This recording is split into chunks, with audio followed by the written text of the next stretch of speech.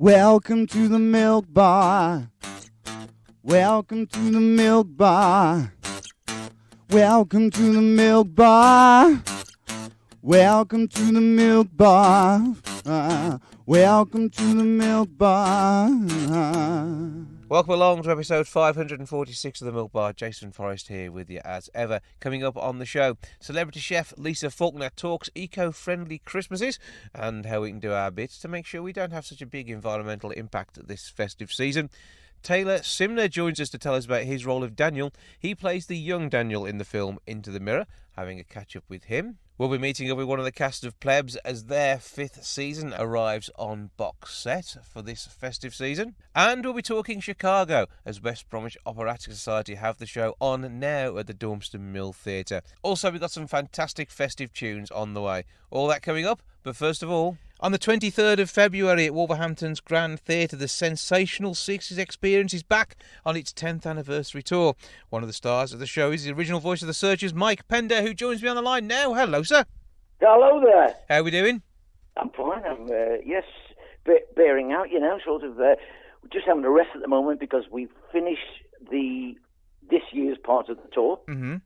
And then we start again at Wolverhampton on the date that you just said. Yep, 23rd. And we carry on through until June of next year. You must love being out on the road. I mean, you've probably been out on the road since, the early 60s with gigs like this? Yes, I think main part of the 60s, as soon as we made the grade, actually, we had our first number one hit. Yes, it was touring mostly around the UK, but of course, by the time we recorded Needles and Pins, it was world tours, America, Australia, South America, all over really. And then, of course, when you sort of start to come down a bit, when the hit records dry up, and then it becomes like work through the 70s into the 80s. You sort of you go on long holidays and take long breaks from the business, But I've never been away from it. I've always sort of had long holidays and long breaks, but here we are today, coming up to 2020, and, as I've just said, yes, people are still willing to come out and pay their hard-earned money to come and see all those groups from the 60s again, even though a lot of them don't retain the original members anymore, mainly because, obviously, as time goes by, people pass away or people become too ill to carry on, or people just retire. Mm-hmm. But at least with myself, you've got the guy who sang the original, who was the lead vocal on most of those original hits that we had, Sweet From Sweet, Sugar and Spice. Mm-hmm. God, I could name, there's quite a few hits that we had in the 60s. There's several albums from the 60s, come on, yeah. There is a lot of material for you to go at, and obviously everyone has the favourites. And in a show that is so packed full of great music, because you've got the Trems, the Fortunes, the Swinging Blue Jeans, and the Dakotas all part of the lineup. It is a great way of bringing all this music together, and 60s has such an influence. Obviously, the 60s were influenced, but they then became the influence for bits of the 70s into the 80s, and certainly during the 90s, it was like the 60s all over again, wasn't it? Well, you could say that. People do get inspired by music gone by. They pick up on certain things and try to reflect that era. And you hear it all the time, really. People say to me, Mike, you influenced so-and-so, or I won't mention any names, but you do get it. And so music goes round and comes round. It's the same with everything, isn't it? Something's big 50 years ago, and it comes round again. Mm-hmm. But the thing is, I always feel today, even when they call me each year to say, Mike, are you up for another tour next year? And I'm saying things like, well, we've just had a successful tour. Are you confident it's going to be successful again? Will the show bring in people again? Is it still popular? And of course they say, you leave that to us. Just sign the contract, which I do. But I'm always amazed that it is still so popular. You can go to theatres like in a lot of the major cities, Glasgow, Manchester, Sheffield, Leeds, and you've got theatres with 1,000 people in, all want to hear all those songs over again. So it just goes to prove that the 60s is still here. Absolutely, and Wolverhampton will be a packed house again, I know, because it is so great to hear these songs. But I mean, when you think back to the '60s, what are your standout moments? Obviously, the number ones must help, but what are the little things that you really look back on and think, I'm so pleased we did that? Well, I think the main thing for me is that before we ever made any records, we got the chance to go to the Star Club in Hamburg. Mm-hmm. This is early '60s, '61, and obviously nobody, including the Beatles, had made any records at that point. And we got the chance to go to the Star Club, but we had to take our drum kit, our bass amp, all our instruments on a train from Liverpool to London, from London to Harwich, from Harwich across to the Hook of Holland, from the Hook of Holland by train through Holland into Germany. I mean, it took us about 2 days to get there, with all carrying all that equipment. And when I think back now, I thought you couldn't do that today. Yeah, it'd be a nightmare trying to shift all that. Like, you'd have to send a courier with the whole thing and then hope it got there. Yeah, so you think what you did more than 50 years ago to get where you are, or to get into the recording studio, to make records, to travel around the world, to have success, what you have to do to get there. And you think, nobody would do that, but we did it. It's like sort of, let's do it, let's go. Gave up our jobs in Liverpool. I had a pretty good job at the time, and these are the things you do to get where you want to get. Mm-hmm. And so thinking back, that stands out for me in my memory. Yeah, I mean, you took a chance, but it kind of worked out okay, I think, didn't it? I think it did, really. I don't know, God knows what would have happened had it not worked out. Mm-hmm. I'd have been a plumber today. Yeah, and again, probably a blooming good one, whistling some fantastic tunes. But I think the concept of Mersey Beat hadn't really emerged. It was sort of coming together when you guys were travelling across to Germany. And it's through so much of the sound of that area. And did you feel a buzz when you were growing up starting to perform these songs that, this is going to be something big? Or were you just as surprised as everybody else about the massive way you had an impact on the world? Well, I have to admit and say at the time, there were no big ideas about making the big time. No, we just did it for fun. I mean, when you, in our teenage days, we were playing guitar and getting together at each other's house and just imitating our favourite stars at the time, like Buddy Holly. And in fact, I went to see Buddy Holly in 1958. Yeah. In Liverpool at the Philharmonic. Somebody got me a ticket and I went, and he was my idol at the time. And people say to me today, Mike, where did Mersey Beat come from? How did it happen? People talk about this Mersey sound, and I always say, I think Buddy Holly had a lot to do with it, because in 1958 there were no sort of Liverpool groups around, and shortly after he appeared, they started to come together. Mm-hmm. All these groups like the Beatles, Jerry the Pacemakers, Billy J. Kramer, ourselves. We were inspired by people like Buddy Holly. And, that's what happened. And sure enough, as soon as the 60s arrived, we were all ready to go and make stamp our authority on the world and bring Mersey Beat to America and all over. And that's what we did. Yeah, but like there was a Midland scene as well. But obviously Liverpool is such a special place. I went to university up there, so I know what a great city it is. And there's some cities you feel comfortable in. Liverpool, Wolverhampton, across the Brum. You can often feel at home in these places, and the people make you feel at home. And I think it's all part of that it's the culture that brought all this music, which had meaning to the world. You're probably right. Yeah, Liverpool's changed a lot now. I don't go there very often. We live in Cheshire, mm-hmm. which is only about a mile away from Liverpool. But yeah, the people of Liverpool and that northern sort of hospitality that you get. I think it counts for a lot, really. You still get people coming from all over the world to Liverpool to see the history of whatever. Mostly pop music. Mm-hmm. Well, you bring a little bit of Liverpool to the stage when you perform all those songs from the Searchers. Being their original voice, you are the voice we know from Needles and Pins and the rest. So, it's going to be a great night. It takes place on the 23rd of February 2020, the Sensational 60s Experience, the 10th anniversary tour. Mike Pender, have a fantastic time on stage, and we look forward to seeing you. Well, thank you very much, and I'd just like to wish everybody who's listening Merry Christmas and a Happy New Year. If they want to get Christmas gifts, they have tickets. 01902 429212 is the box office number. grandtheatre.co.uk to get them online. And we can all look forward to a sensational time when the 60s show arrives on the 23rd of February. Thank you for joining us, and you have a brilliant Christmas and New Year too. And same to you, sir. Time for something seasonal now. Here's Kimberly Haynes with Oh Holy Night. Om Shanti Shanti Om Holy Night. Om Shanti Shanti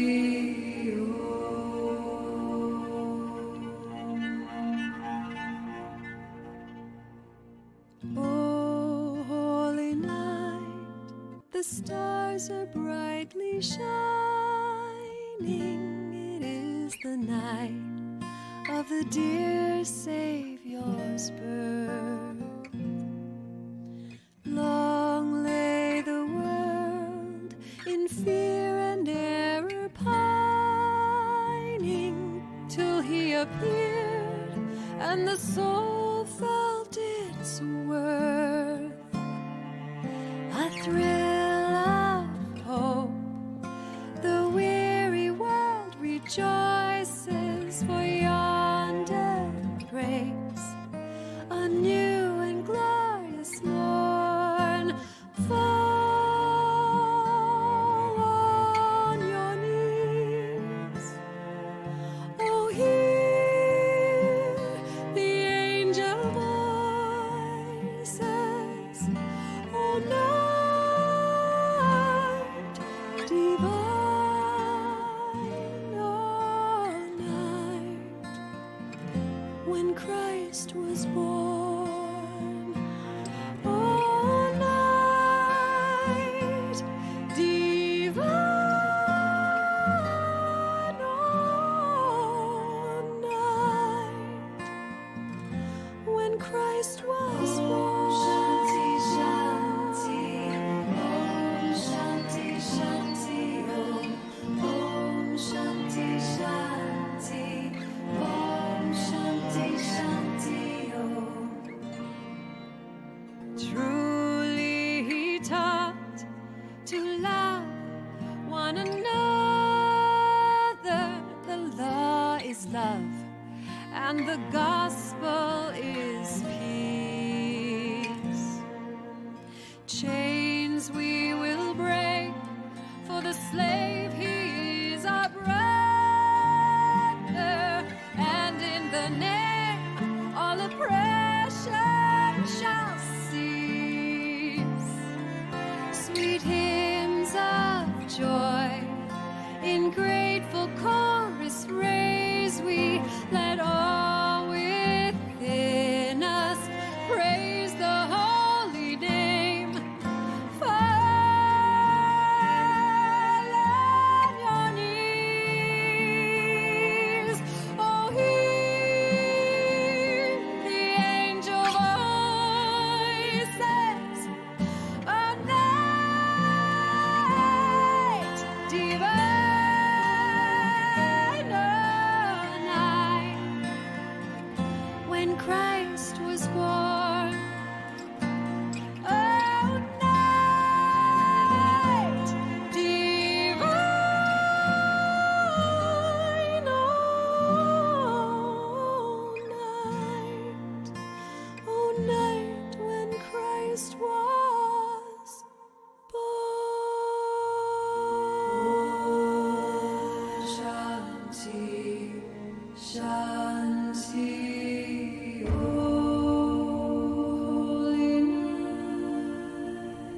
Kimberly Haynes with Oh Holy Night, and you can find out more about her music at musicmedicinewoman.com. Monday through Friday, the 9th through to the 13th of December at the Dormston Mill Theatre at the school over in Sedgley. Chicago is on stage, brought there by West Bromwich Operatic Society. To tell me more, Jessamine and Tim, hello to you both. Hello. Hi. Right, so tell us a bit about characters to begin with, because a bit fruity is probably the easiest way of describing this, because it's a fun show. It's got a nice edge to it, hasn't it? There's just it makes you think a little bit about some of the characters. Very much so. Very much so. Who are you then? So I'm playing Roxy.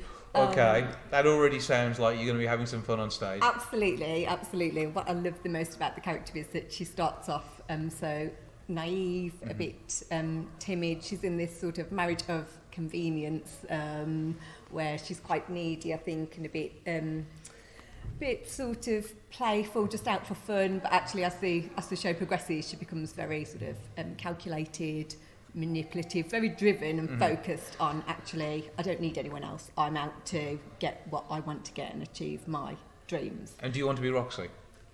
Oh, absolutely. Yeah, who wouldn't want to be Roxy? Course, you get everything you want, but out of a good way. Bet you're doing it. Which, I mean, the character is always good fun with Roxy, isn't she? Absolutely, absolutely. And what I'm finding to be the most fun is the relationship between Roxy and Velma, because there is a constant shift of balance of power between the two of them. But there's some quite comedic scenes where Roxy's really sort of trying to taunt Velma and wind her up, and that's a lot of fun to play. I'm really sorry, Claire, but I'm really enjoying that. Tim, tell us what you're up to then. I'm playing Amos Hart, and I am the other half of I am Roxy's husband. So we've already given it as a marriage of convenience, so she's dismissed you already. Yeah.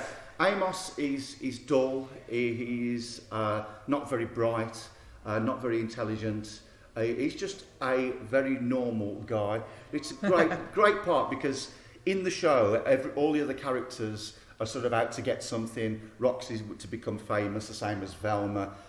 Billy Flynn, the lawyer, is a manipulative lawyer. He wants to make money out of people. Then there's a few other little characters, but actually Amos is the only guy who is just a nice, genuine character who doesn't really want anything, and at the end of the show he gets nothing. But does he still get a good song or two? And he gets a fantastic song. He gets a song called Mr. Cellophane, which is a lovely song. And basically the whole idea of Mr. Cellophane is that nobody ever notices him. The lyrics are, you can look right through me, walk right by me, never know my name. But it is a really great character. It's a bit of a geek, but it's just one of these sort of iconic sort of Broadway West End characters. And you're more than happy being Amos? I'm really happy to be Amos. Yeah, it sort of stretches the sort of different roles that I've played, and I quite like it. Yeah. And obviously, with West Brom, whenever you're doing anything, the absolute heart and soul goes into it, and it's I know already selling well. Friday night's pretty much sold out, is it? Yeah, it did quite early on, didn't it? Yeah. So with the Monday through Friday run, I mean that's your only chance to see it as you're into the weekend. But the time of year we are, it's going to be a brilliant idea to enjoy getting yourself along to the See Us show earlier on in the week too. So Monday through Thursday. Plenty of tickets, or are you talking on the cusp of being limited a few nights already? I think that Thursday is getting close to selling out, but certainly Monday, Tuesday, Wednesday, you've got a chance. You'll get a chance. But they're all good seats in the house anyway, because it's a great theatre, isn't it? Absolutely. Okay, so Mr. Cellophane, is that your favourite song in the show? Or do you enjoy listening to somebody else before? I do. I quite like. There's another song which the lawyer sings, Billy Flynn, All I Care About Is Love. I like that song. But they're all great, all that jazz, rocks. There's just so many good iconic numbers in it. Yeah, I mean, I love all that jazz. That's fantastic. For you? For me, one that I'm actually not in, I love Cell Block Tango. Yeah. It's fantastic numbers, so punchy, so edgy. All of the characters are very different. They've all got a very different story to tell, and fantastic dance number as well. Just absolutely love Cell Block Tango. So you're going to be thrilled by all of that. And the how many's in the cast? Because it's a fairly big cast, isn't it? Because there's a lot of people on stage at some points. I couldn't actually say. I would say that there's the 6 main characters, and then there's an ensemble who play various roles. And they have to work so hard in this one. Very hard, yeah. And there's probably about 25, 30? Yeah, thereabouts. So it's a good sized cast. Yeah. But the way it goes, the themes that are in the show, it's a sexy, sassy show with some real good fun there, and a lot of it tongue in cheek, and that makes it just an absolutely brilliant show. And it must be a joy to perform. Absolutely, it's got everything. It's edgy, it's feisty, it's sexy, as you say, but also there's some comedy aspects to it, and then some very raw, real moments as well that are quite it's massively emotional. Yeah, so there's a bit of everything. Okay, so the important thing now is to get tickets for those remaining nights. So how do we do that? You've got the leaflet. I do. So you can get tickets by calling 01384 377 402, or you can email sales@wbos.co.uk. And check out the Facebook page as well, because you've got all sorts of stuff on there. Production shots as well, I trust. Is there some preparation been there? There are some production shots on the rehearsal shots there. Mm-hmm. There will be some from our dress rehearsal, which is tomorrow night. So we'll give you a little bit of a sneak peek of what to expect. Mm-hmm. And the important thing is, though, great music, brilliant performances, and an absolutely awesome show. What more could you ask for? Oh, yeah. Well, as the opening line of the show says, this actually sums up the whole show. Yeah. It says, tonight you are about to see a story of murder, greed, corruption, violence, exploitation, adultery and treachery. All those things we all hold near and dear to our hearts. A brilliant quote for a brilliant show, and it's going to be awesome. Break a leg. We look forward to seeing the result of all your hard work. It's going to be amazing, isn't it? It will, absolutely. Thanks so much. Fantastic. Thanks, Jason. Cheers. Time for another festive tune now. This one is Merry Christmas Where You Are by Kay Saran. You can find out more online at k-saran.com. So you're in the mood for Christmas? Are you waiting patiently? Do Santa's little helpers come to decorate your tree? Are the family all invited? Will your friends come around for tea?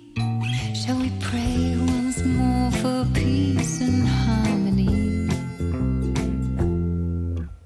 I see the signs around me. Christmas time is here.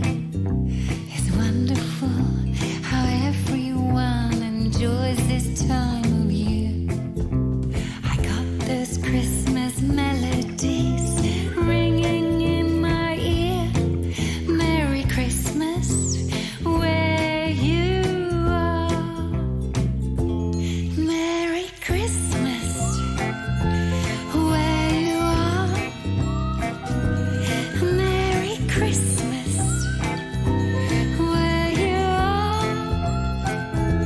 If you're waiting at the bus stop, if you're riding in your car, Merry Christmas where you are. You don't need to send a greeting. You don't have to travel far. I don't need to get a present when I know I'm in your heart. Just you call me on the telephone and whisper in the dark. Merry Christmas where you are. So if you're with your family or if you're with your friends, and past misunderstandings mean it's time to make amends. Remember, life's a journey. You don't know where it ends. Merry Christmas where you are. Merry Christmas where you are. If you travel far from the mountains of Switzerland to the shores of Norway. Merry Christmas where you are. Merry Christmas wherever you are. Kay Saran with Merry Christmas Where You Are. Not many 9-year-olds have their own entry on IMDb. Someone who does is Taylor Simner, who's with me now. Hello, sir. How are we doing? I'm good, thank you. Are you? I'm all right, thank you. And it's been a bit of a hectic time for you of late, because not only have you been appearing in music videos and doing the modelling work, but also a major feature film with Jamie Bacon. Yes. So, Into the Mirror, that was released a couple of weeks ago, and you went down to London for the premiere? Yes. I think it was Leicester Square in London. Uh-huh. Where we went to, it was like this really posh hotel, and one scene in the film, it has like, they're in this pub and it's kind of disorientating, and the lights in the hotel were actually like really bright, so they were kind of disorientating, and I had like major flashbacks when I was filming. But I mean, that must have been an interesting process in itself, because in Into the Mirror you play the younger version of Daniel, which is Jamie Bacon's part. Now, he wrote it and starred in it, and it's telling the tale of someone who's going through a difficult time in their life. It starts off with some flashbacks to him with his mom. Now, his mom, it's no spoilers to announce that sadly passes away.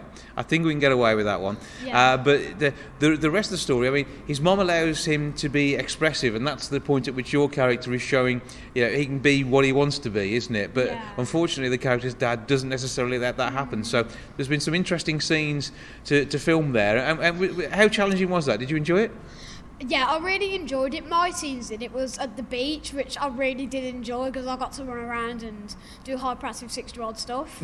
And it was at the house, and at this part I had to put lipstick on, which I didn't like. It's not many 9-year-old lads wear a lot of lipstick, No. but there is some who may choose to. And now in this story itself, he's looking at the fact it is about being able to have his own life choice and live the person he feels he is, rather than being pushed into a stereotype. Like, rather than being what people think you should be. Yeah, and that is again something which it must have been interesting to portray that, and to be directed and get to tell a story. I didn't have any lines in the film, but my mum says that like my body language kind of showed the way I was thinking.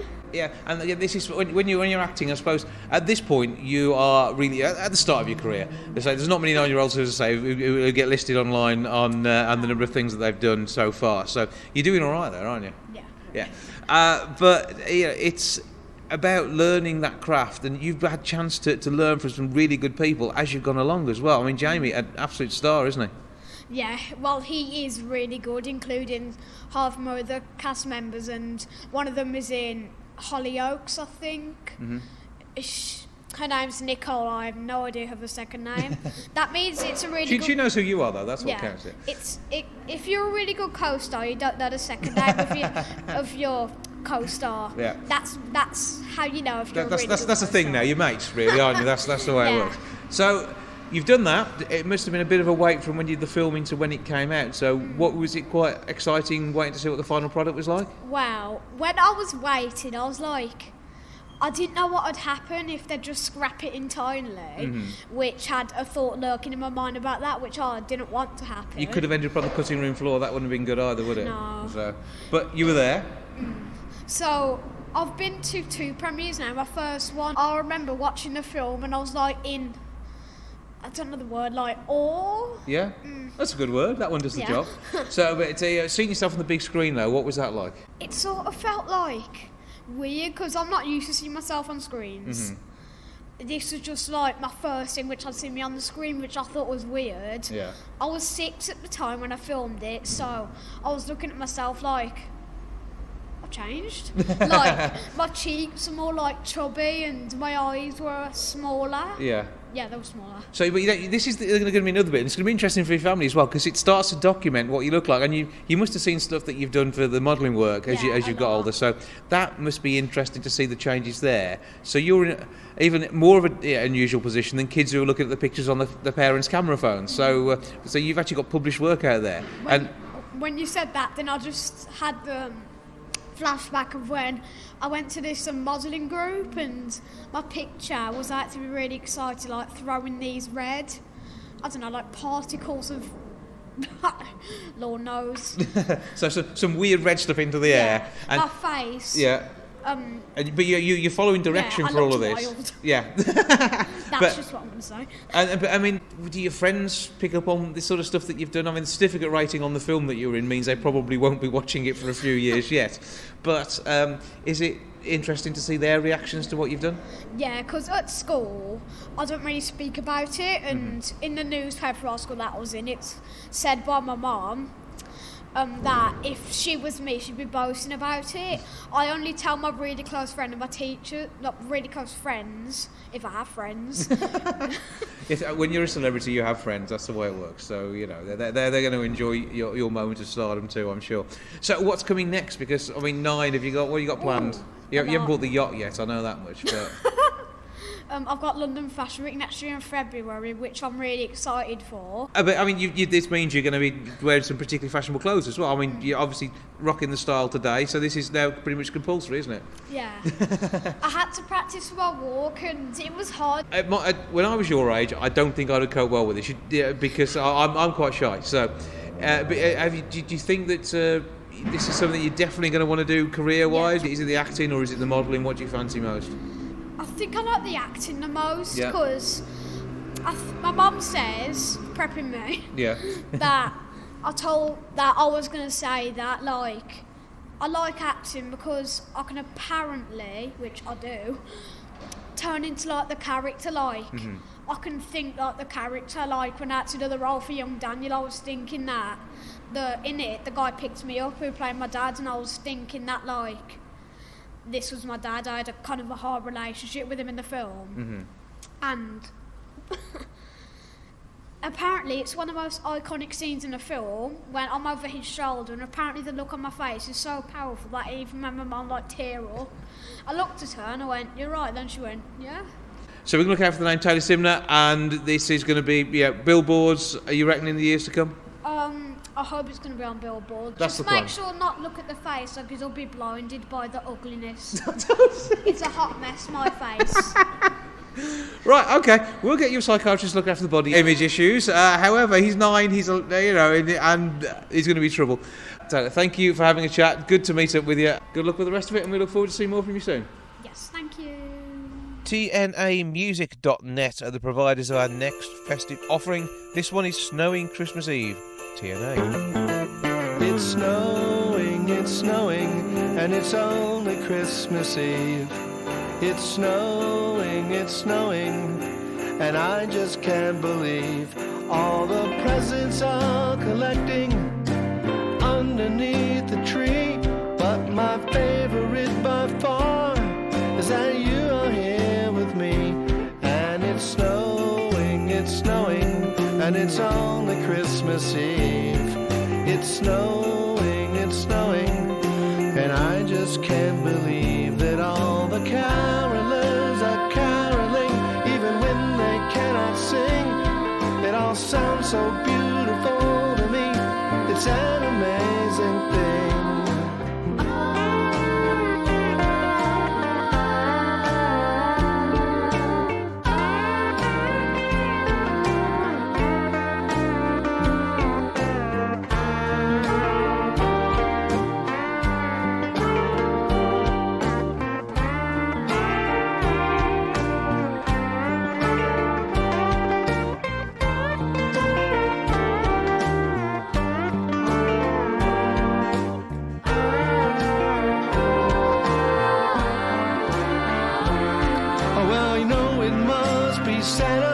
I think you know what I mean. I called up my banker, he said, "Son, you're totally green." And it's snowing, December 25. It's snowing, don't you know that I am shoveling the paper walkway to the soldiers by the door. Soon friends will be gathering to hear the fireplace roar. It's snowing, and it's only Christmas Eve. It's snowing, and I just can't believe it's snowing.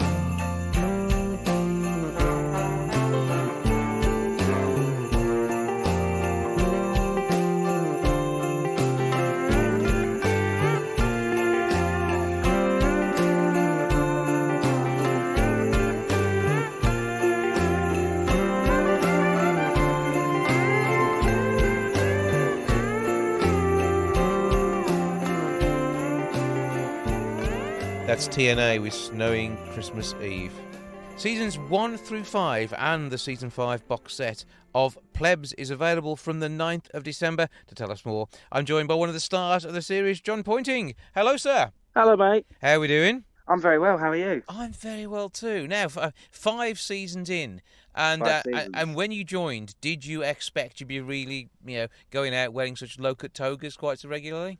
No, but there seems to be no regulation on the togas. 1 minute there's basically halfway up your thigh, then they're below your knee. So it's a bit of a potluck. Sometimes you just go into the costume room and you walk out and you're like, okay, so today's a short toga day. But I mean, I think for your role, the short toga has been required because you are something of a ladies' man in the show. Yeah, or at least he tries to be.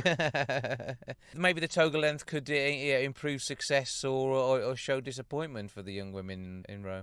Very possibly. Mm-hmm. I don't know. I mean, I haven't tried it in the real world yet. But... It could be great for parties, particularly with Christmas on the way. Maybe it's something that you could extend into real life.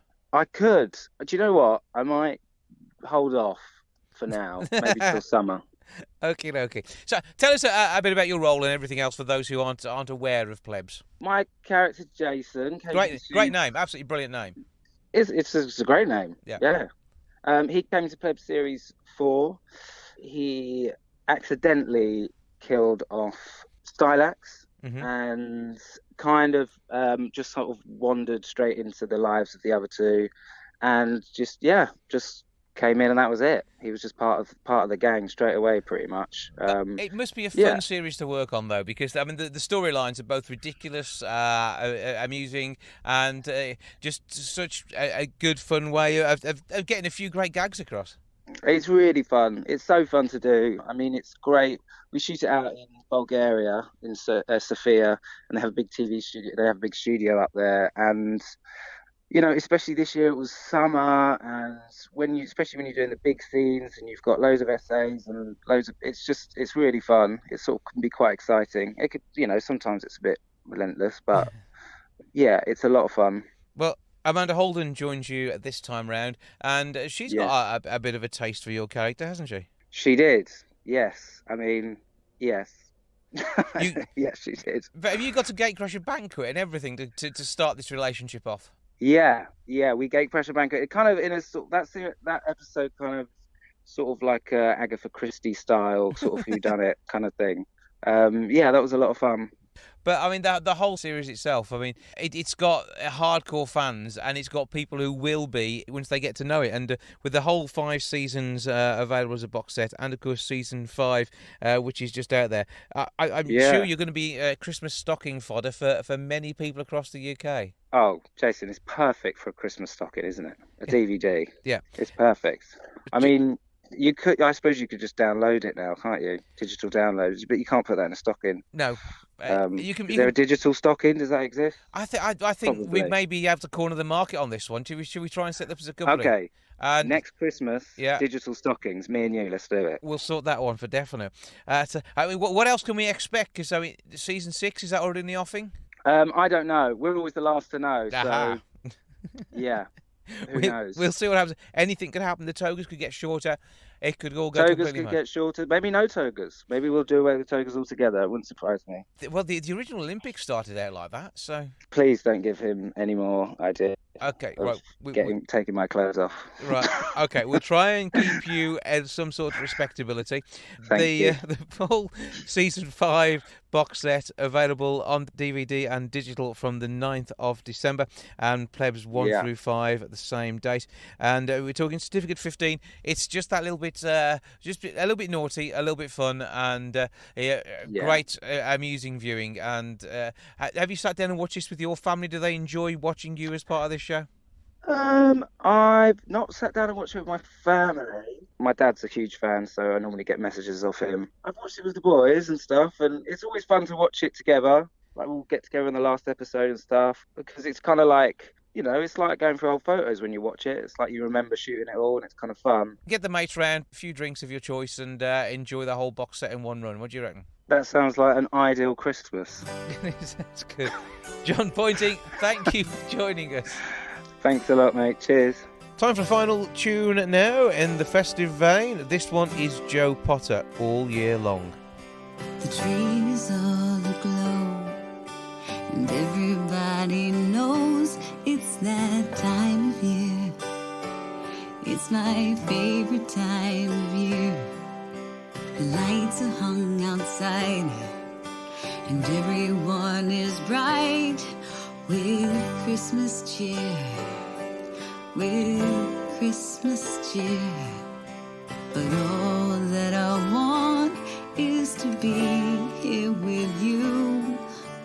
Leave the world behind for a moment or two. The snow is falling, and I am calling out for you to catch me under the mistletoe. Kiss me, hold me, don't let go, and let it be Christmas all year long. All year long.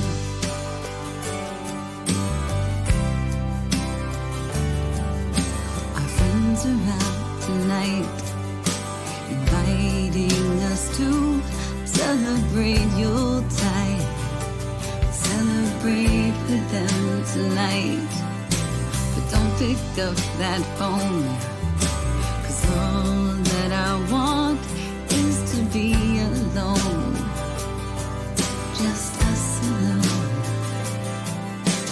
All that I want is to stay here with you. Leave everyone behind for a moment or two. The snow is falling,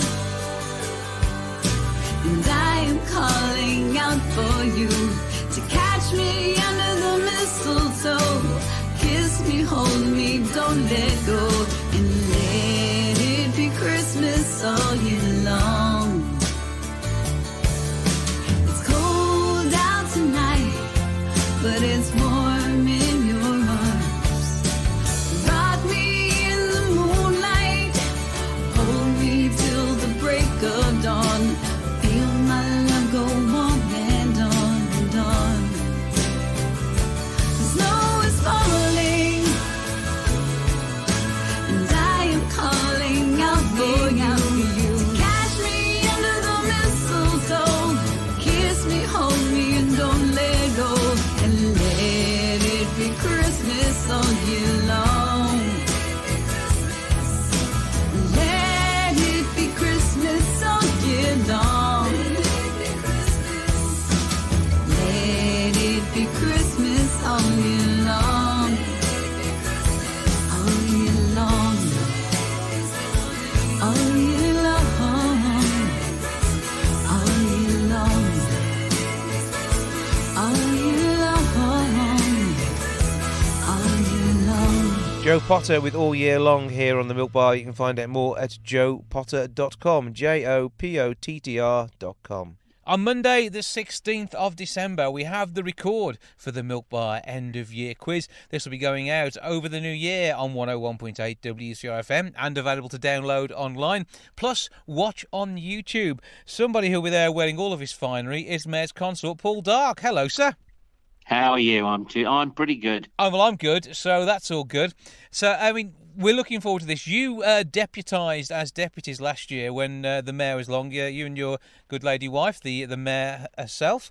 And we did, and it was great fun. I think we got stuffed, but we let ourselves down on the practical. Yes, so it's always good to have practical rounds on the radio. So we will once again be doing that this time round, where there'll be something that will make virtually no sense at all to our listeners, apart from the hilarity of laughing at people doing things and working out who's best at something weirdly practical. I can only say that much because we haven't got to confirm what that is until the record night.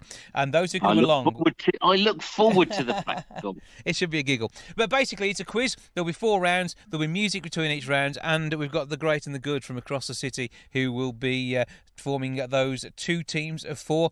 And once again, Paul and Claire will be there. And you're representing the city itself, really. And as you say, this is a bit of a grudge match now. It is, because we did it last year, deputising for the Mayor Phil Page. I went all American there, Mayor Phil Page, and it was great fun. It's a fantastic venue this year. It's open to the public this year as well if they're ordering tickets. So it should be very funny, very fun, and a good night out. Yeah, the perfect Christmas night out. Yeah, absolutely. Certainly it could bring your work colleagues, and then you can go out on the town afterwards, which sounds like a good way of doing it too. Absolutely. Just make sure you get that ticket in advance. Mm-hmm. Yeah, because what we're doing, so basically we were inviting the public down. It is in the Mayor's Parlour for the first time. It's got the public there for the first time, and we're going to have some great times. So we've got representatives of the Lighthouse, Compton Care, and amongst others who are going to be down there. Oh, we know we've got the ukulele lady, Gabriella Foley. She's going to be performing for us. So we've got some good comedy songs too, and there'll be extra stuff which we will do when we're there on the night, which of course you won't see or hear as part of the broadcast and the online release too. So you'll get a much bigger, better night out. Dave Pitt, comedian, will be down there too. He's head of scoring. I get to ask the questions, but you're guaranteed there'll be a giggle before, during and after, and we will have a brilliant time. And the important part is this is raising funds for charity. It's just a £5 in, and you can bring your own booze and have a relaxed night there, but the important thing is it is helping charities that Claire selected for her mayoral year. Absolutely, and that's suicide prevention across the city. It's the forum that's a collection of all of the organisations such as the Samaritans, Papyrus, Base 24, and there's a whole load. And so it goes to supporting their work, which is very important in these day and ages, as well as a mayoral scholarship to help. It's kind of like a bursary fund to help poor students. When I say poor students, I don't mean poor students. I mean students who don't have a lot of money, who are from Wolverhampton to go to Wolverhampton Polytechnic. You've gone back a few years there. When I went there.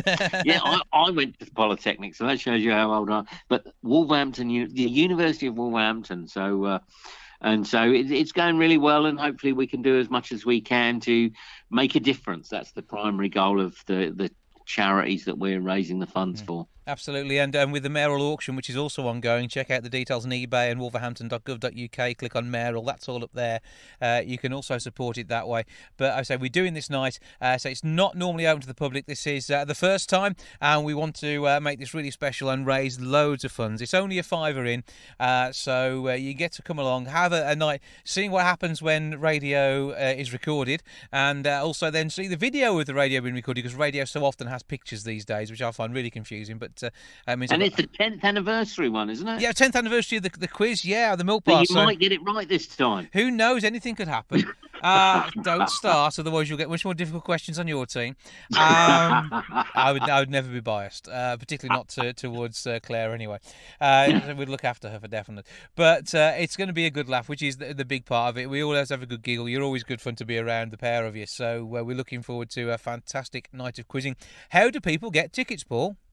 They go on the Eventbrite site and they register there and pay on there. Every penny they pay goes to the mayoral charity. Any fees that are incurred, I personally will take care of. So if you want to cost me some money, make sure you book a ticket. And if you just go on the Eventbrite and type in Milk Bar Podcast Wolverhampton, it'll come up. So Milk Bar Podcast Wolverhampton. Punch that into Eventbrite on their website, Google them, and you can buy your tickets. Do come along, though. Do come and support us. We're going to have a fantastic time. Monday, the 16th of December, and it's all taking place between 6 and when we're finished. So the record will be between 7:30, 8, something like that, and we'll probably kick you out about 9 o'clock, maybe 10. So it's about having a fun, relaxed night, and you come down, enjoy the quiz, and you get to meet the mayor as well, which is and of course the consort, but you get to meet the mayor as well, so it'll be brilliant. Yeah, they can have a free photograph with the mayor to go on their wall, and then she might even let him touch the regalia. Now, that's what you don't hear on that radio on very often. This is a treat beyond measure. Paul Dark, always good to talk to you. I'm very much looking forward to seeing you on the night of the 16th, and we'll hopefully see loads of other people down there too to enjoy the quiz. See you then. Well, that's all for this week. Thank you so much for joining us back with episode, what number are we on? 547 next week. I look forward to having you along then. See you soon. Goodbye from the milk bar. Goodbye from the milk bar. Goodbye from the milk bar. Goodbye from the milk bar. Yeah. Goodbye from the milk bar. Yeah.